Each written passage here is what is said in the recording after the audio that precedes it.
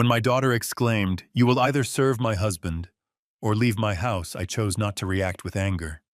Instead, I smiled, grabbed my suitcase, and walked away, leaving behind the home I had sacrificed so much to create.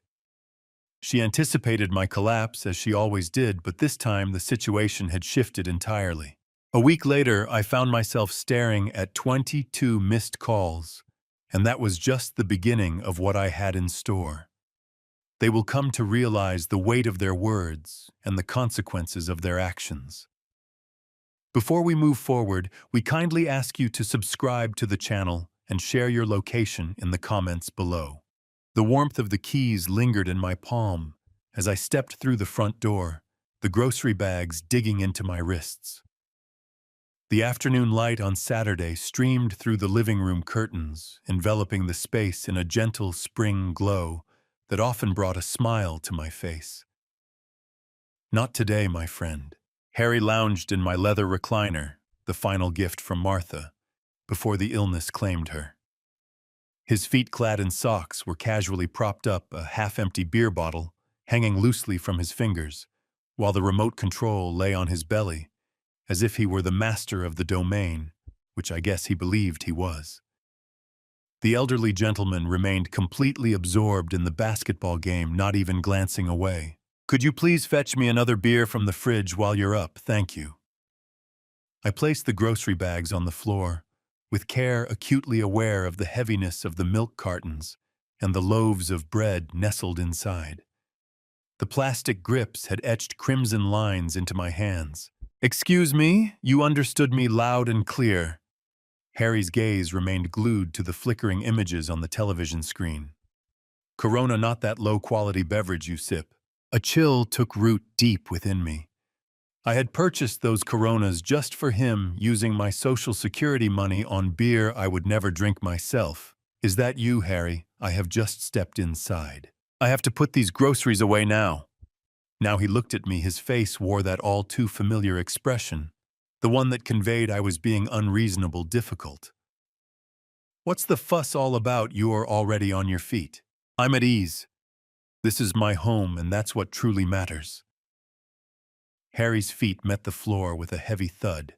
He rose gradually, wielding his towering stature as if it were a formidable tool. At 30, he towered over me, his frame more robust, yet I had navigated the complexities of challenging personalities long before he even entered the world. "Is this your home? It's amusing, considering that both your daughter and I call this place home. We take care of the expenses, using my funds, intricacies." He moved in a little closer, the beer still clutched in his hand. "Listen, Clark. We have two paths ahead of us, one that's straightforward and another that's going to be much more challenging. Do you wish to continue enjoying a tranquil life here? You engage in the game of baseball. It's as straightforward as that." The kitchen door creaked open, revealing a world of warmth and familiarity. Tiffany entered the room, her blonde hair swept up in a carefree ponytail, a dish towel clutched in her hands. She absorbed the moment. Harry loomed above me, the air heavy with unspoken words and palpable tension. "What's happening?" Her voice held that familiar warning tone that took me back to her teenage years. "Your father's being difficult," Harry remarked, his gaze fixed on me. "I requested a beer and he's turning it into a whole dramatic affair." Tiffany's gaze held a weight of disappointment, as if I were a wayward child misbehaving. "Dad, just go ahead and grab him the beer. It's not something to get worked up about." Yet Harry had more to say. He stepped nearer, just within reach, and I caught the scent of alcohol lingering on his breath. "Listen, Clark, let me explain how this is going to unfold. You reside in our home. Your input matters. That implies that when I request something from you, you follow through. No inquiries, no sass. Is this our home?" I maintained a steady tone despite the frantic beating of my heart. "Absolutely." Tiffany stood next to her husband, showcasing their solidarity. "Dad, it's time for you to make a choice, and it has to be now. You can either lend a hand to Harry and follow his requests, or you might as well start gathering your belongings and head out." The words lingered in the atmosphere, heavy and elusive. I gazed at my daughter, hoping to catch a glimpse of the sweet child who once nestled in my lap during the roaring storms. She gazed back, mirroring the same air of entitlement that Harry possessed. "Very well," I replied softly. Harry wore a confident smirk, convinced he had emerged victorious. "Excellent. Now let's talk about that beer. You'll get everything ready." The smile faded from his lips.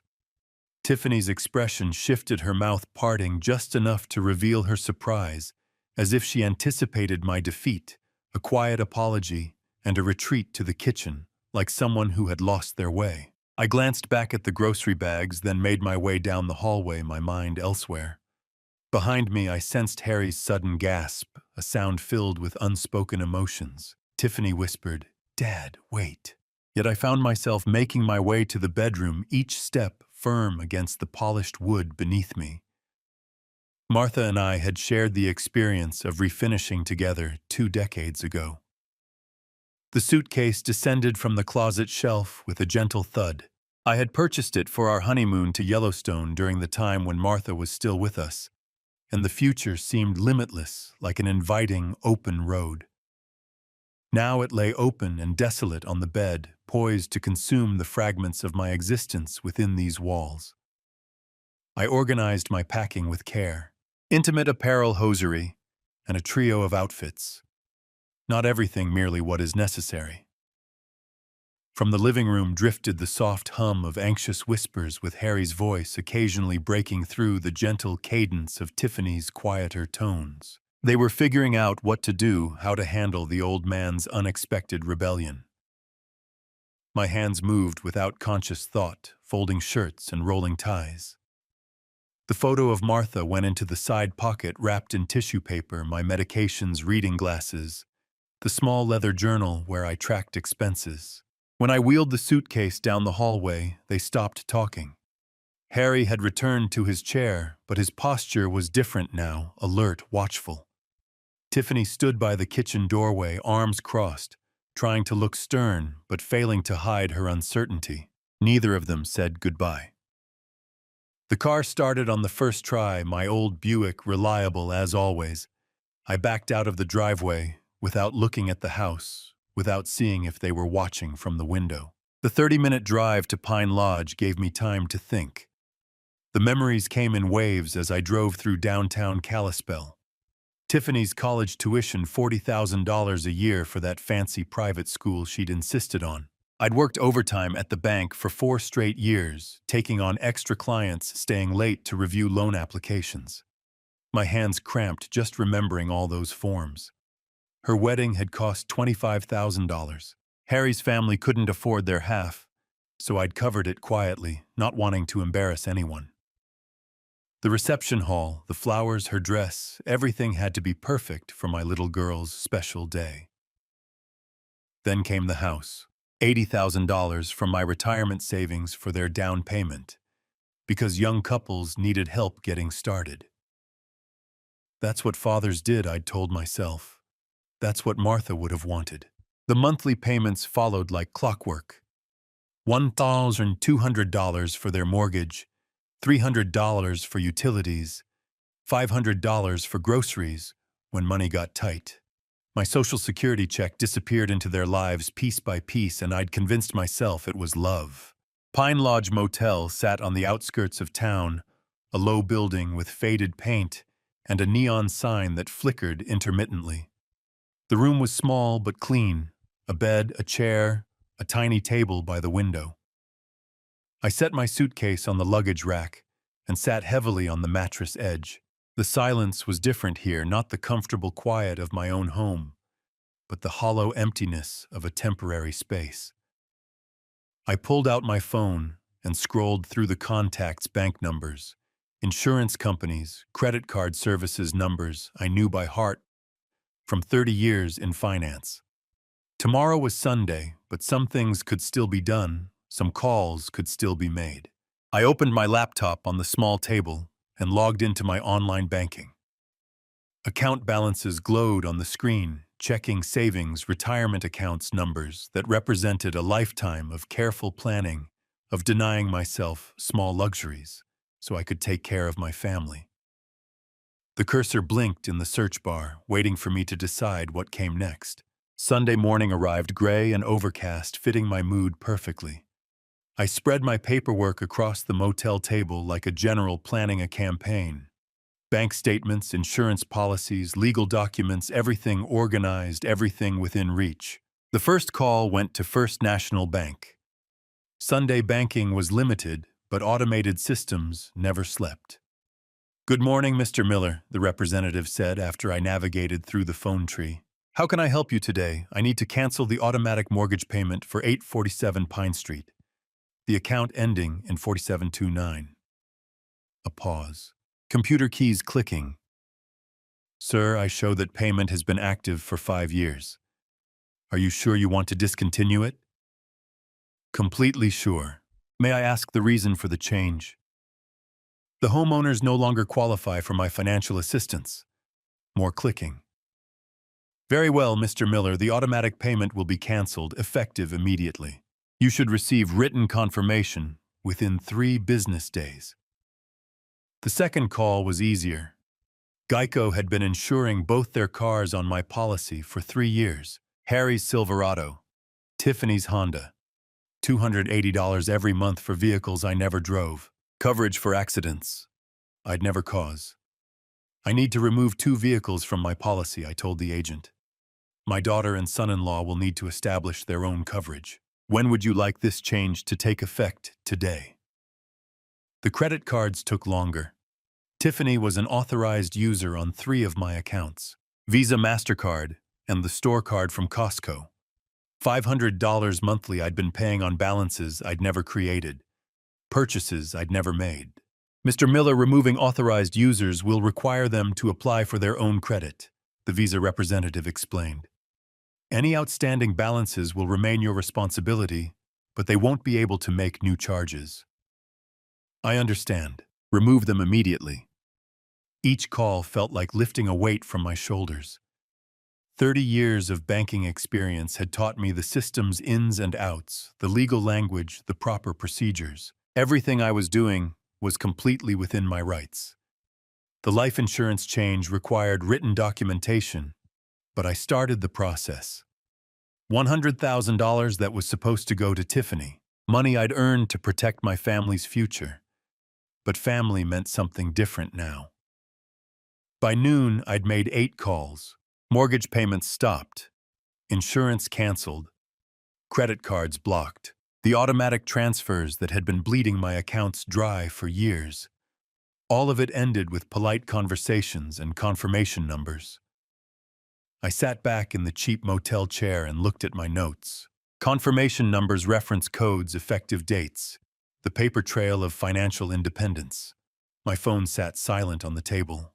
No missed calls, no urgent messages. They didn't know yet, probably wouldn't know, until the first payment bounced. The first bill arrived with their names on it instead of mine, but they would know soon enough. I closed my laptop and walked to the window. Across the parking lot, an elderly man was loading suitcases into a pickup truck, his wife directing the operation, with gentle efficiency, probably heading home from visiting grandchildren, or maybe starting a long, postponed vacation. I envied their easy partnership, the way they moved around each other, with practiced familiarity. Martha and I had been like that once. My phone buzzed against the table. Unknown number. I let it ring. The week passed quietly for me, but apparently not for them. I'd settled into a routine at Pine Lodge. Coffee from the lobby, breakfast at the diner down the street, long walks around Kalispell's quiet neighborhoods. My phone accumulated missed calls like a collection I had no interest in starting. By Wednesday, there were 12 messages. By Friday, 22. I listened to them in chronological order, watching the progression from confusion to anger to desperation. The first few were almost casual. Tiffany asking if there was some kind of banking error with the mortgage payment. Harry leaving brief annoyed messages about the car insurance elapsing. But by the middle of the week, panic had crept in. Dad, what the hell is going on? Tiffany's voice cracked with frustration. The bank says you stopped the automatic payment. They want the full amount by Friday, or they'll start foreclosure proceedings. Harry's messages grew increasingly aggressive. Clark, you need to fix this shit right now. I've got people asking questions about my insurance. You're making us look like deadbeats. The later calls bordered on begging. Tiffany crying, promising they'd work something out if I'd just call them back. Harry trying a different approach, claiming he'd been too harsh and wanted to make things right. I deleted each message after listening, feeling nothing but mild curiosity about their growing desperation. Thursday morning brought a knock at my motel room door. Through the peephole, I saw them both. Tiffany in a wrinkled sweater, Harry in his work clothes, both looking like they'd slept badly. I opened the door, but didn't invite them in. Dad. Tiffany's eyes were red-rimmed. Her usual composure cracked. We need to talk. About what Harry pushed forward, his face flushed with anger.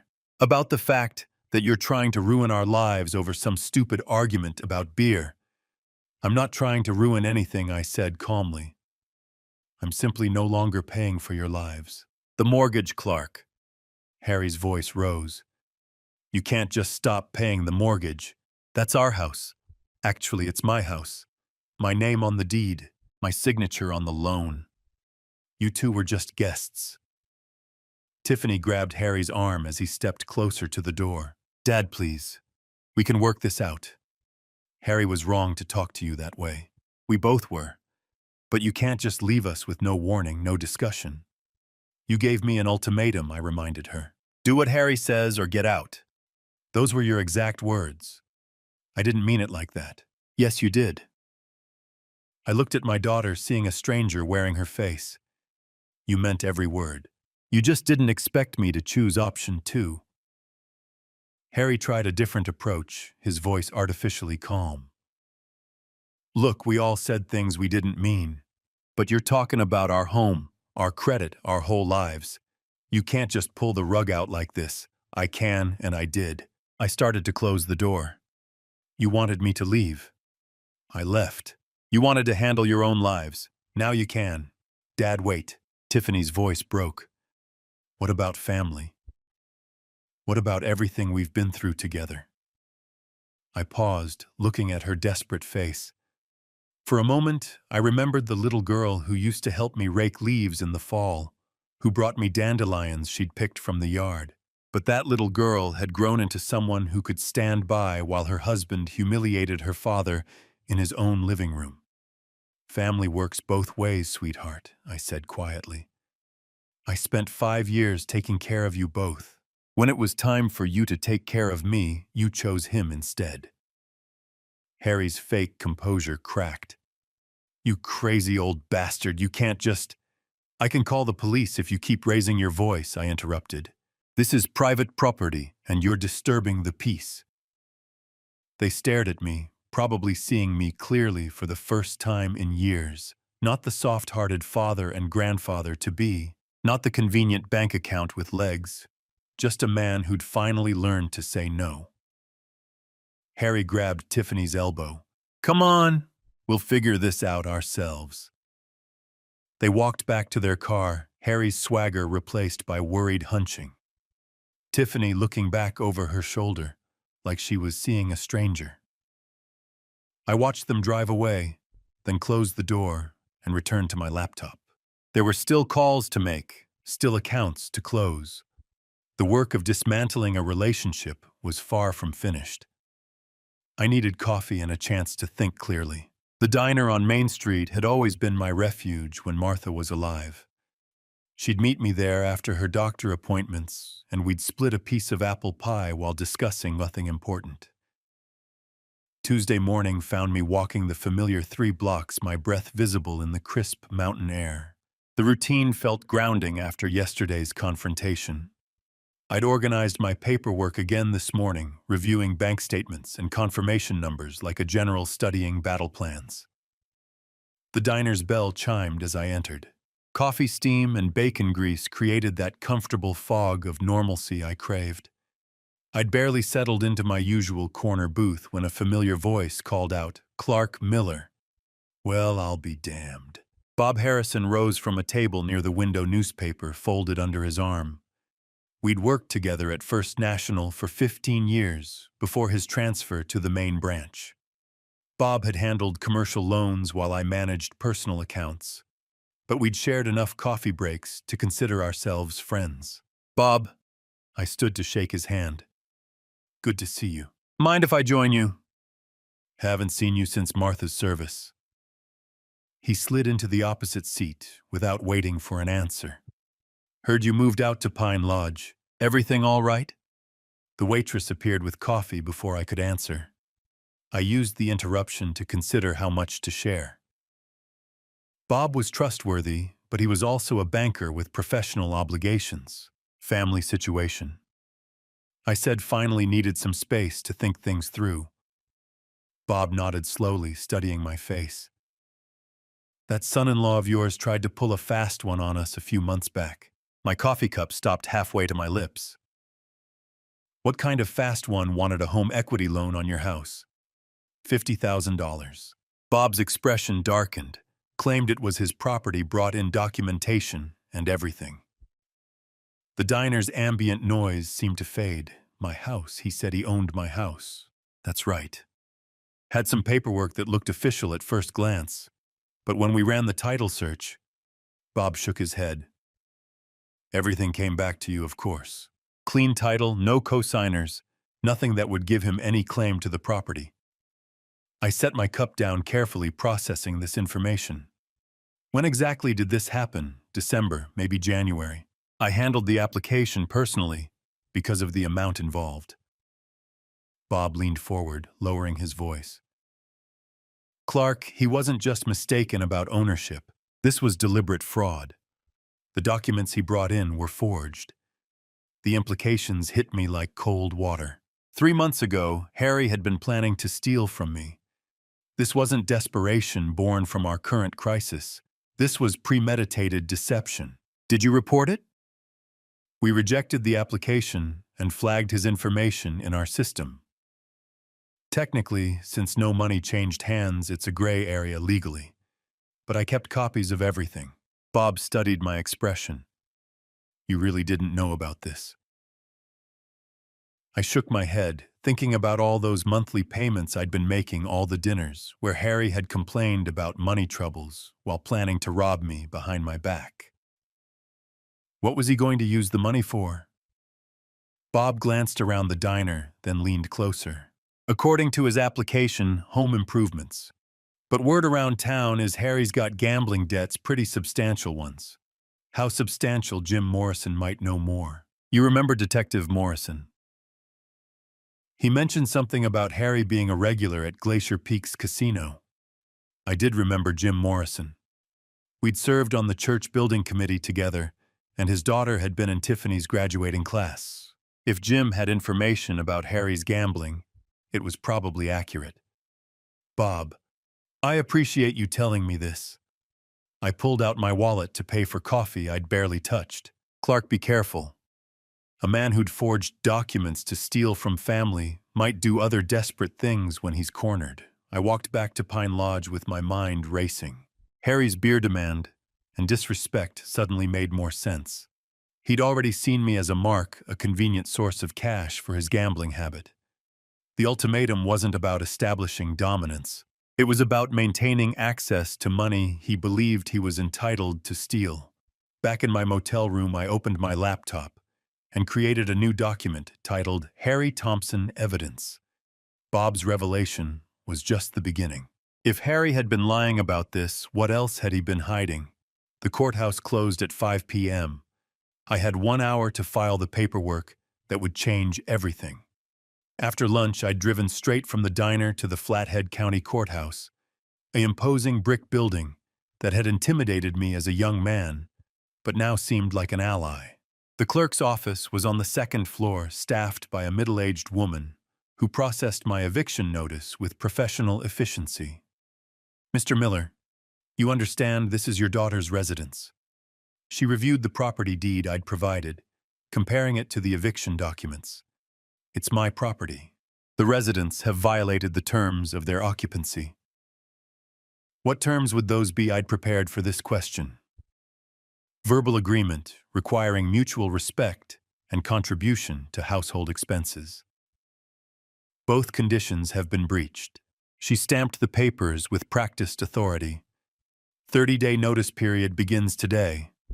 If they contest, we'll schedule a hearing, otherwise the sheriff will serve final papers after the deadline. How long before they receive this? Sheriff's department handles service of process, usually within 48 hours. I thanked her and collected my copies, feeling the weight of legal authority behind my actions. No more financial manipulation or emotional blackmail. Everything was going through proper channels. Now my next stop was the police station. Detective Jim Morrison's office was tucked in the back corner of the building, a cramped space dominated by filing cabinets and coffee-stained paperwork. Jim had aged since I had last seen him. More gray hair, deeper lines around his eyes, but his handshake was still firm. Clark, what brings you to my corner of the world? Information gathering. Bob Harrison mentioned you might know something about Harry Thompson's gambling activities. Jim's expression shifted to professional interest. Your son-in-law. What's the context here? I explained the situation briefly. The ultimatum. My departure. The discovery of Harry's attempted loan fraud. Jim listened without interrupting, occasionally making notes. Harry's definitely known at Glacier Peaks, Jim said when I finished. Regular player usually at the poker tables. Staff mentioned he's been more frequent lately, playing higher stakes. Any idea how much he owes different creditors, different amounts? We've had calls about collection issues. Nothing criminal yet, but heading that direction. I'd estimate $18,000 to $20,000 total. The numbers staggered me. Harry had been living in my house, eating my food, demanding my respect, while secretly burning through enough money to buy a decent car. Who are these creditors? Mix of legitimate lenders and less savory characters. The legitimate ones are getting impatient.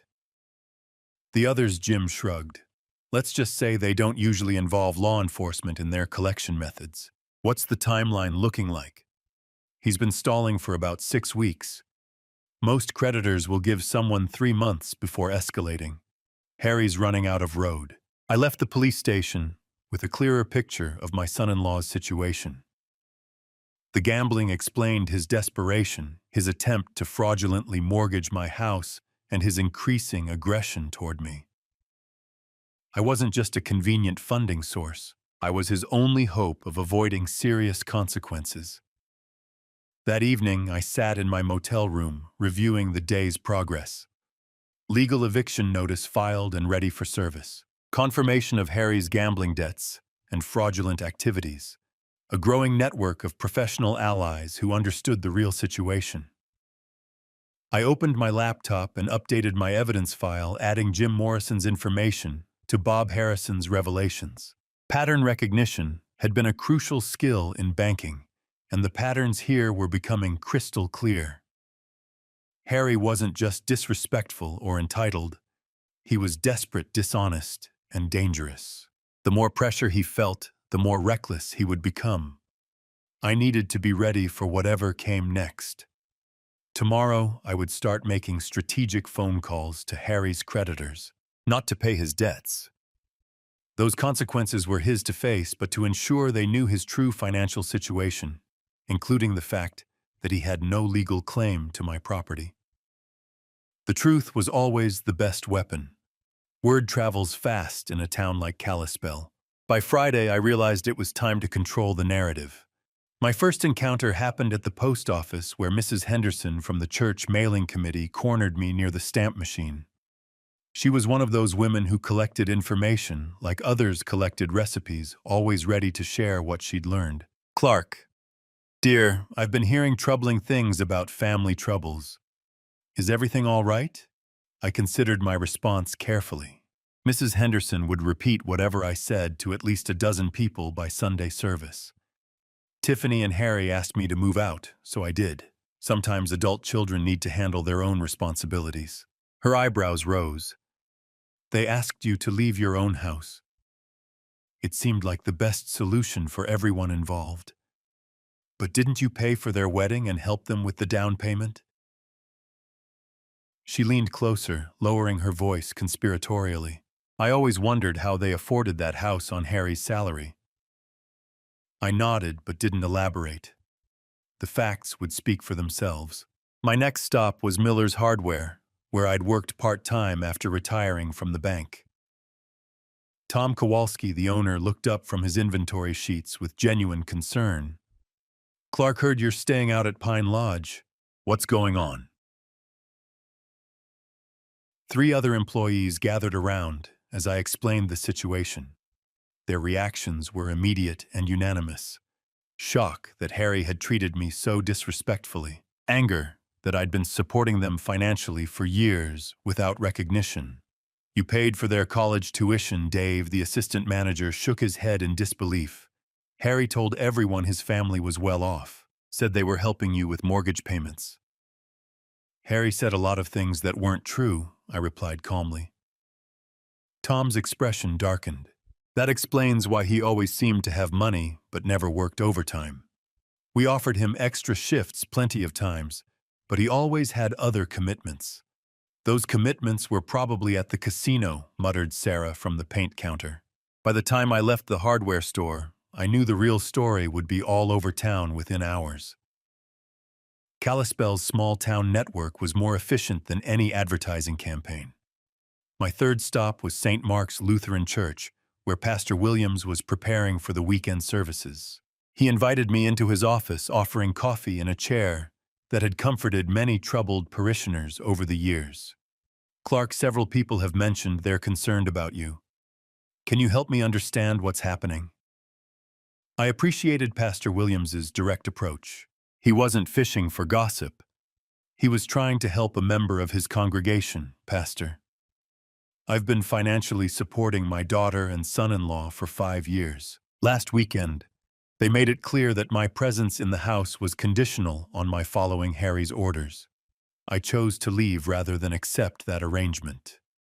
That must have been incredibly painful. It was clarifying, I said honestly. I love my daughter, but I won't be treated like a servant in my own home. Pastor Williams nodded thoughtfully. Sometimes loving someone means allowing them to face the consequences of their choices. It sounds like you've been protecting them from those consequences for a long time. Too long, I think. During my walk back to the motel, I stopped at Annie's coffee shop for an afternoon cup. The place was busy with the usual Friday crowd. Retirees, off-duty workers, mothers with strollers. I found a small table in the corner and listened to the conversations flowing around me. Heard Harry owes money all over town. Clark Miller's been paying their bills for years. Always seemed odd how they lived so well on his salary. The information was spreading exactly as I'd expected. Small towns were like organisms. They processed information quickly and efficiently, separating truth from fiction through collective wisdom. My phone rang as I was leaving the coffee shop. Mrs. Patterson, my next-door neighbor for 20 years. Clark, I hope you don't mind me calling. I wanted you to know there's been a lot of shouting at the house lately. Mostly Harry, but Tiffany too. Yesterday, the police drove by twice. Thank you for letting me know, Mrs. Patterson. I appreciate you keeping an eye on things. Are you safe where you're staying? Do you need anything? The genuine concern in her voice reminded me that community support came in many forms. I'm fine, thank you. Just taking things one day at a time. That evening, I sat in my motel room reviewing the day's conversations. The social pressure was building naturally without any vindictive effort on my part. People simply recognized injustice when they saw it clearly. My phone rang again. Unknown number, but I recognized the area code. One of Harry's creditors, most likely. I let it go to voicemail, then listened to the message. This is Marcus Webb from Frontier Financial Services. We're looking for Harry Thompson regarding a past due account. Please call us at your earliest convenience. They were calling me because Harry had probably listed my house as his address on credit applications. More evidence of his deception. More proof that he'd been planning to make me responsible for his debts. I deleted the message and opened my laptop. Time to update my evidence file with today's discoveries. I should have expected them to fight back. Harry never was one to go down quietly. Saturday morning started peacefully enough. I was reviewing bank statements over coffee when my phone began ringing. First Tom from the hardware store, then Mrs. Henderson, then Pastor Williams. Each call brought the same disturbing news. Harry was making rounds through town spreading an alternative version of events. "Clark, I think you need to know what he's saying." Tom's voice carried barely controlled anger. "He came in here about an hour ago, loud as you please, telling everyone you abandoned them without warning. Claims you promised to always take care of them, then changed your mind out of spite." "What exactly did he say, that you're having some kind of mental breakdown?" "Said you threw them out because Tiffany wouldn't let you control every decision in their lives." Tom paused. "He's also claiming there's a family medical emergency that requires money and you're refusing to help." I thanked Tom and hung up my mind, already working through the implications. Harry was desperate enough to launch a public relations campaign, which meant the pressure from his creditors was intensifying. The next call confirmed my suspicions. "Mr. Miller, this is Detective Morrison. I wanted to give you a heads up. Harry Thompson was here this morning filing a complaint about elder abuse. Claims you're being manipulated by someone at the bank to make bad financial decisions. Elder abuse, complete nonsense, of course. But he's trying to create an official record of your supposed mental incompetence. I told him we'd need medical documentation and witness statements, which he obviously can't provide." 20 minutes later, my phone rang again. Tiffany's number. "Dad, please pick up. I know you're angry, but there are things you don't understand." Her voice was thick with tears. "I'm pregnant, Dad. The stress from all this is making me sick. The doctor says if things don't calm down, I could lose the baby." I felt a familiar twist in my stomach. The same protective instinct that had made me vulnerable to their manipulation for years. But something in her tone seemed rehearsed, desperate in a calculated way. "Congratulations on the pregnancy, sweetheart. When did you find out?" "Last week, right before everything fell apart." Her voice broke convincingly. "Dad, I can't lose my baby because of money problems. You always said family comes first." "Family does come first. That's why I spent $60,000 on your education and $25,000 on your wedding. But what about now? What about your grandchild?" The question hung in the air. If she was really pregnant, if there was really a medical crisis, then my actions could have unintended consequences. But the timing seemed too convenient. The emotional manipulation too practiced. "Tiffany, have you seen a doctor about these pregnancy complications?" A pause. "I have an appointment next week." "Which doctor?" "Dr. Richards at the women's clinic." I knew Dr. Richards. Martha had seen her for years.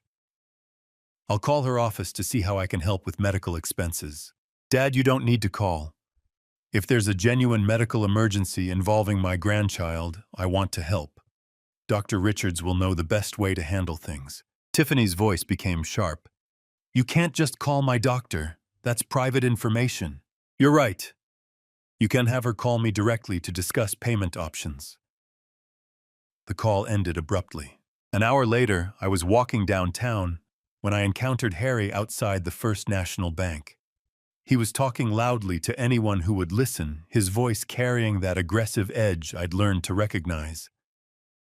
"He's lost his mind," Harry was saying, to a small crowd of customers. "Senile old man thinks everyone's trying to steal from him. Kicked his own pregnant daughter out of the house over nothing." I approached calmly, and the crowd noticed me before Harry did. Faces turned in my direction, expressions shifting as they recognized the subject of Harry's rant. Harry spun around, his face flushing red. There he is, the man who abandoned his own family. "Hello, Harry." I kept my voice level. "How's the gambling debt situation working out?" The accusation hit him like a physical blow. Several people in this crowd murmured. murmured among themselves, pieces of a puzzle clicking into place. "You're crazy," Harry sputtered. "I don't know what you're talking about." $18,000 according to Detective Morrison. Glacier Peak's casino, mostly poker tables. I looked at the gathering crowd, amazing how much money someone can lose when they're not paying their own living expenses. Harry's face went from red to purple. He stepped closer, using his height advantage like a weapon. "You senile old bastard, you can't just—" "I can document every dollar I've spent supporting you for 5 years," I interrupted. "Can you document where your paychecks went?" The crowd was listening intently now. Processing this new information, Harry realized he'd lost control of the narrative. "Come on," he growled, pushing through the crowd. "This isn't over, Clark." I watched him storm away, noting how several people pulled out their phones. The real story would be all over social media within the hour. Back at the motel, I opened my laptop and began documenting the day's events. Harry's counterattack was failing because it was built on lies that couldn't withstand scrutiny. The community knew my character too well to believe his accusations of mental incompetence or vindictive abandonment. But the pregnancy claim worried me. If Tiffany was really pregnant, the situation became more complicated. I needed verification before making my next move. I picked up my phone and dialed Dr. Richards' office. If there was a real medical emergency, I would help, but I wouldn't be manipulated by fabricated crises. Harry's public threats had crossed a line. I walked back to my motel room, pulled out my phone, and called Detective Morrison. "James, we need to talk. Harry's behavior today showed a pattern of escalation that concerns me." "How so?" "He confronted me publicly, made threatening gestures in front of witnesses, and his whole demeanor suggested someone losing control." I looked out my motel window toward downtown. "I'd like to file a formal complaint and explore protection options. Come in tomorrow morning. Bring any documentation you have." But I didn't need to wait until morning. Steve Brennan, the Pine Lodge night manager, knocked on my door an hour later. "Mr. Miller, that man who was yelling in our parking lot earlier. He came back about 20 minutes ago, stood outside your door for maybe 5 minutes, then left, made some guests nervous. Steve was a retired Army sergeant who'd seen enough trouble to recognize it developing." "Did he say anything specific?" "Muttered something about teaching old fools lessons. I've got it on security video if you need it. Security footage, physical evidence of Harry's threatening behavior on private property." "Steve, would you be willing to provide that footage to the police?" "Absolutely. Guy like that shouldn't be intimidating elderly residents." The next morning, I arrived at the police station with Steve's security USB drive and a written timeline of Harry's escalating behavior. Detective Morrison reviewed everything with professional thoroughness. "Clark, this shows a clear pattern of intimidation. Combined with what I witnessed yesterday at the bank, we have grounds for a restraining order. What would that involve? Legal prohibition against Harry coming within 500 feet of you or your property. Violation means immediate arrest." Jim leaned back in his chair. "There's something else you should know. Harry consulted with the lawyer Friday about adverse possession laws. The words hit me like cold water. Squatters' rights exactly. He was researching whether he could claim legal ownership of your house based on living there continuously." Jim's expression was grim. "Montana requires 5 years of hostile occupation. They've been there 3 years. He was planning to wait 2 more years, then file a claim." The implications staggered me. Harry hadn't just been freeloading. He'd been executing a long-term plan to steal my family home through legal technicalities. Does he have any legitimate claim? None whatsoever. Adverse possession requires hostile occupation without the owner's permission. Since you gave them permission to live there, and they never paid rent or property taxes, there's no legal basis. Jim pulled out a file folder, but it shows premeditation. He's been planning this theft for years. What about the restraining order? I can fast-track it given the evidence. You'll have it by this afternoon. I left the police station with a new understanding of my son-in-law's character. The beer incident hadn't been about establishing dominance. It had been about maintaining a deception that would culminate in stealing my home. Walking back to my car, I pulled out my phone and scrolled through my contacts. Time to make some strategic calls. The first was to Marcus Webb at Frontier Financial Services, one of Harry's creditors who'd been calling my number. Mr. Webb, I'm returning your call about Harry Thompson. I need to clarify something important. He doesn't live at my address anymore and has no legal claim to my property. He listed that address as his residence on all credit applications. He was a guest in my home. I evicted him last week. If you're looking for him, he works at Mountain View Auto Dealership on Highway 93. The second call was to Continental Credit Recovery. This is Clark Miller. You've been calling about Harry Thompson's debts. I want to clarify that Mr. Thompson has no ownership interest in my property and is no longer residing there. Each call was brief and factual. I wasn't paying Harry's debts or providing personal information, just correcting the false address he'd been using to avoid his creditors. By noon, I'd contacted 6 different collection agencies. Harry's carefully constructed house of cards was about to collapse. That afternoon, Judge Morrison signed my restraining order. Harry Thompson was now legally prohibited from coming within 500 feet of me or my property. Violation would result in immediate arrest and possible jail time. I drove back to Pine Lodge feeling the satisfaction of justice properly applied. Harry had spent 3 years planning to steal my home. Now he couldn't even approach it legally. My phone buzzed with a text from an unknown number. This is an over-old man. I forwarded the message to Detective Morrison, then blocked the number.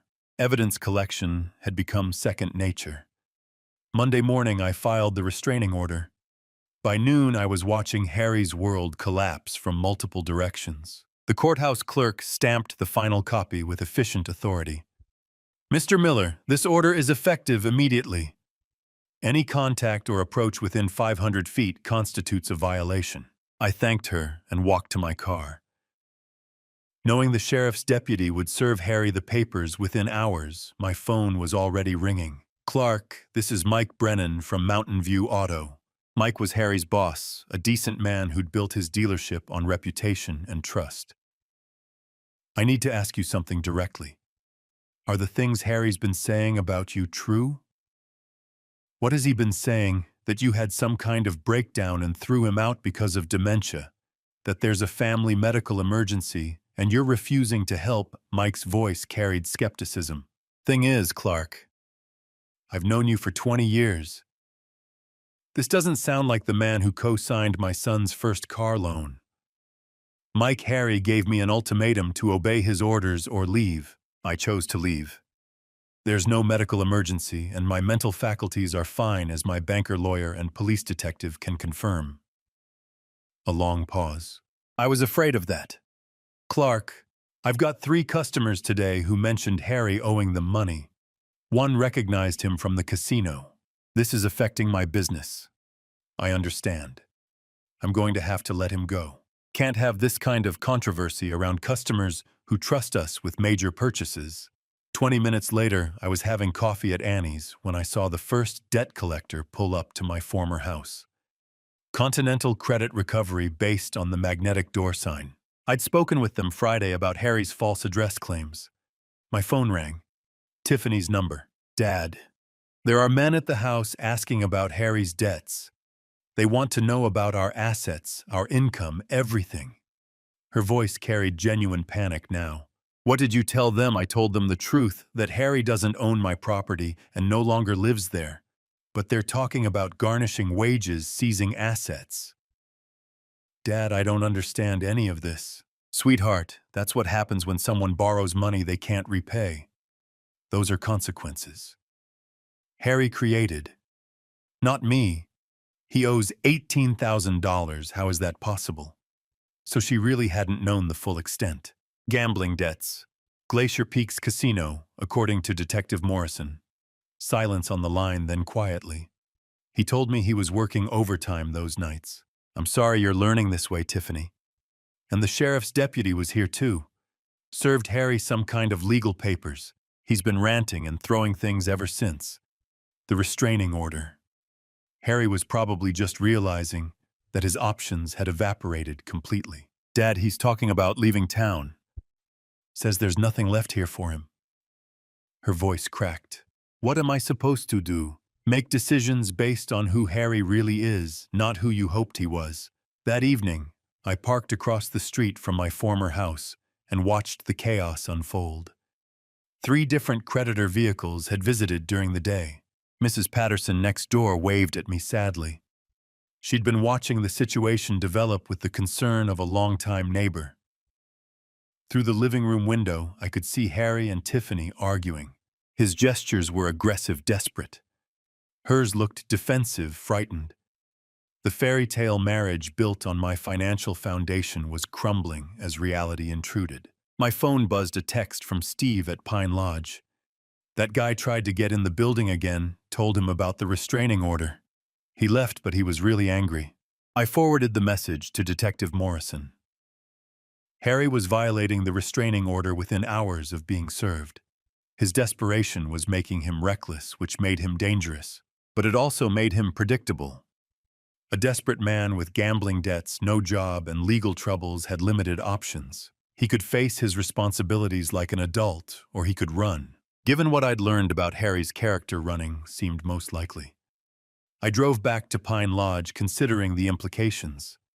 If Harry fled town to escape his creditors, what would happen to Tiffany?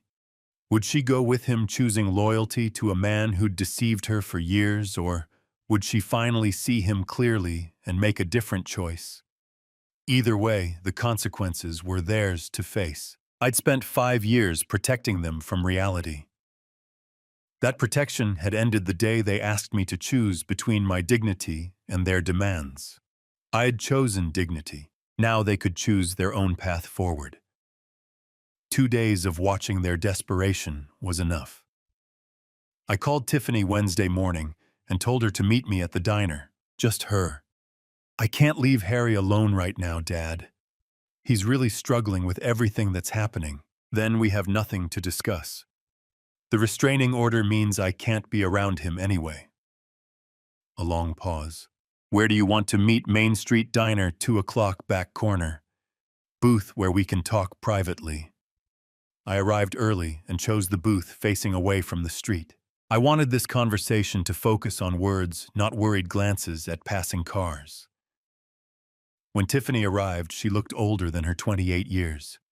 Stress lines around her eyes, nervous fidgeting with her purse strap. She slid into the opposite seat and immediately started talking. Dad, I know you're angry, but Harry's lost his job and these debt collectors won't leave us alone. The phone rings constantly. People are showing up at the door, demanding money we don't have. I waited until she finished, then spoke calmly. I'm offering you one chance to end this with some dignity, Tiffany. What do you mean, public acknowledgement of the truth? Full disclosure of how much I've supported you both, and an honest explanation of why I left. Her face flushed. You want me to humiliate myself in front of the whole town? I want you to tell the truth. There's a difference. What kind of acknowledgement? I'd spent 2 days thinking through exactly what justice required. Church announcement Sunday during testimony time. Letter to the editor of the Tribune. Facebook post visible to all our mutual connections. Full details about college tuition, wedding costs, mortgage payments, and the ultimatum that caused me to leave. Dad, people will think you had a father who loved you enough to sacrifice his retirement security for your happiness, and that you took it for granted until it was gone. Tiffany stared at her untouched coffee. What about Harry? Harry is no longer part of any equation involving me. The restraining order is permanent. If you choose to stay married to him, that's your decision, but it means choosing him over any relationship with me. You're asking me to choose between my husband and my father. I'm asking you to choose between a man who threatened me and a man who raised you. The fact that you see those as equivalent choices tells me everything about how far we've drifted apart. She was quiet for a long moment, processing the implications. What about the house? It's been in our family for generations. It's going to the Montana Veterans Housing Initiative. 3 families of veterans will live there. People who understand what service and sacrifice actually mean. The words hit her like a physical blow. The will already changed, witnessed, signed, and filed with my attorney. I kept my voice gentle but firm. Even if you do everything I've asked perfectly, the house won't come back to you. That decision is final. Why? Because I need to know that any reconciliation between us is based on love, not inheritance expectations. For 5 years, you treated me like a convenient funding source. I want to see if there's anything left between us beyond financial dependency. Tiffany's eyes filled with tears. Real ones this time, not the calculated manipulation I'd grown accustomed to. I'm sorry, Dad. I really am. I never meant for things to go this far. Sorry isn't enough anymore, sweetheart. The whole town watched you, and Harry treated me like a servant in my own home. They watched you choose his demands over my dignity. Words are just words now. I need to see actions. What if I can't do it? What if I can't stand up in front of everyone and admit how wrong we were? Then you'll live with the consequences of that choice. Harry will probably leave town to escape his creditors. Men like him always run when things get difficult. You can go with him and start over somewhere else, or you can stay here and try to rebuild your life with honesty. And if I do what you're asking, then maybe over time we can build a real relationship, not based on money or guilt or obligation, but on mutual respect between 2 adults. Tiffany wiped her eyes with a napkin. How long do I have to decide Sunday morning? Church starts at 10. If you're not there to tell the truth, I'll know you've made your choice. She stood slowly, looking older and more fragile than when she'd arrived. Dad, do you think you could ever forgive me? I looked at my daughter. Really looked at her and saw glimpses of the little girl who used to braid dandelions into crowns and demand bedtime stories about brave princesses. Forgiveness and trust are different things, Tiffany. I forgave you the day I decided to leave rather than fight. But trust has to be earned back one honest action at a time. She nodded and walked toward the door, shoulders bent under the weight of a decision that would determine the rest of her life. I remained in the booth watching her drive away. Sunday was 4 days away. By then, I would know whether my daughter had the courage to choose truth over comfort, responsibility over loyalty to someone who had never deserved it. Sunday morning arrived clear and cold. I walked into St. Mark's, wondering if Tiffany would find the courage to tell the truth. The sanctuary was fuller than usual. Word had gotten around about some kind of family announcement. I took my regular pew 3 rows from the front and waited. Pastor Williams began the service with familiar hymns and readings, but I could feel the congregation's anticipative energy. When testimony time came, Tiffany stood from the back of the row. She looked small, walking down the center aisle, but her steps were steady. At the podium, she gripped the edges and looked out at faces she'd known her entire life. I need to tell you all something important about my father. Her voice carried clearly through the silent sanctuary. For the past 5 years, Clark Miller has been supporting my husband and me financially. He invested $160,000 in my college education, even though I had the option to attend a state school. He covered the entire $25,000 for my wedding when Harry's family was unable to contribute their portion. Whispers flowed softly among the gathered crowd. These were precise figures, recorded sacrifices that illustrated a vivid narrative. He entrusted us with his family home, the very place his parents had passed down to him, where he had shared 2 decades of life with my mother. In our time of need, he stepped in to cover the mortgage payments. During our times of need for groceries, utilities, and car insurance, he took care of it all, managing everything on a Social Security income. Her voice grew more powerful as she pressed on. 3 weeks ago, when my father resisted my husband's commands as if he were a servant, we presented him with an ultimatum: submit to Harry's wishes or vacate his residence. Dad decided to walk away instead of compromising his sense of self-respect. The sanctuary had fallen into a profound silence. Even the children appeared to grasp the weight of her words. I stood there feeling a mix of disbelief and sorrow as my husband disrespected the man who had given up his own retirement security for our well-being. I opted for allegiance to an individual who posed a threat to my father, rather than to the man who nurtured me with unwavering love and understanding. Emotions surged within her, yet she spoke with unwavering clarity. I'm here because my father presented me with a final opportunity to embrace honesty instead of letting pride take the lead. I made a mistake. Harry made a mistake. My father was worthy of appreciation and honor, yet we responded with conditions and expectations. Her gaze met mine with an intensity that felt both inviting and unsettling. Father. I know that saying "I'm sorry" doesn't come close to making up for what we put you through, but I hope it can be a beginning. The gathering buzzed with encouraging whispers as Tiffany made her way back to her seat. Pastor Williams stepped up to the podium, his eyes glistening with emotion. At times, the most challenging form of bravery lies in openly acknowledging our errors. Tiffany has demonstrated remarkable bravery today, while her father has exemplified true dignity in the face of adversity. Following the service, individuals came forward to offer warm embraces, firm handshakes, and heartfelt words of encouragement. Mrs. Henderson gently clasped my hand.